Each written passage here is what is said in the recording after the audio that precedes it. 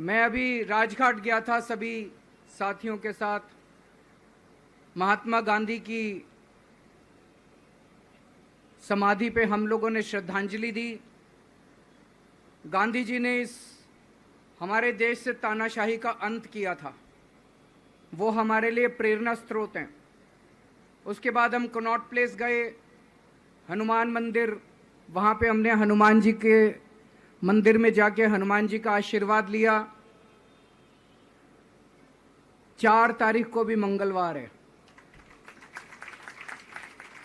भली करेंगे बजरंगबली, करेंगे कि नहीं करेंगे?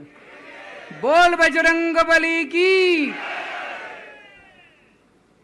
इनका नाश करेंगे, तानाशाहों का नाश करेंगे। अपने को किसी व्यक्ति विशेष से अपनी कोई दुश्मनी नहीं है, अपनी दुश्मनी तानाशाही से है। तानाशाही बर्दाश्त नहीं है अपने को। तो 4 तारीख को भी मंगलवार है और बजरंगबली का मेरे ऊपर, पार्टी के ऊपर बहुत आशीर्वाद है, देश के ऊपर बहुत आशीर्वाद है। मैं प्रार्थना करने गया था बजरंगबली को कि हे बजरंगबली, मेरे देश को बचा लो। अभी कल एग्जिट पोल आए हैं, मेरे से लिखवा लो, सारे एग्जिट पोल फर्जी हैं, बिल्कुल फर्जी हैं। एक एग्जिट पोल वाले ने राजस्थान में टोटल 25 सीट है, उसमें 25 में से 33 दे दिए उन्होंने बीजेपी को। ऊपर से आया होगा भाई बीजेपी को ज्यादा देने हैं, तो उसने कहा मोदी जी क्या याद रखोगे आप भी, आपको 25 में से 33 दे दिए।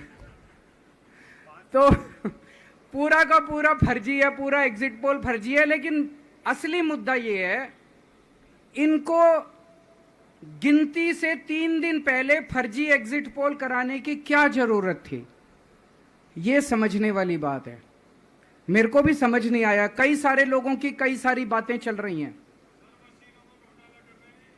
एक ये चल रहा है कि इन्होंने मशीनों का घोटाला कर दिया, लेकिन मैंने संदीप पाठक को भी बोला है और मैं सारे इंडिया गठबंधन की पार्टियों को बोलना चाहता हूं, अपने अपने काउंटिंग एजेंट को बोल दो, पूरी तरह से सतर्क रहे। आखिरी तक अगर हार भी रहे हैं तब भी उठ के ना आए। कई बार क्या होता है, 1 राउंड में, 2 राउंड में, 3 राउंड में हार गए तो उठ के चले जाते हैं। उठ के नहीं जाना। सबसे लास्ट में रैंडम जितने बूथ होते हैं, ईवीएम मशीन होती है, उसकी पर्चियां पड़ती हैं। उन पर्चियों में से 5% पर्चियां उठाई जाती हैं।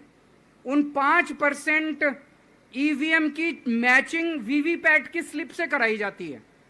वीवीपैट पे जो स्लिप है उसकी काउंटिंग होती है, जैसे बैलेट पेपर की काउंटिंग होती थी, और उसकी काउंटिंग और ईवीएम की चेकिंग होती है दोनों की।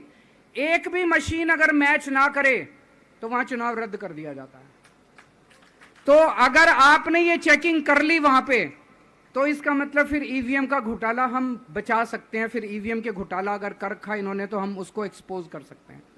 तो सब लोगों ने लास्ट तक रुक के, आपका कैंडिडेट हार भी रहा है तब भी आखिरी तक रुक के आपको ये ईवीएम की चेकिंग करा के आनी है, ईवीएम और वीवीपैट की मैचिंग करा के आनी है।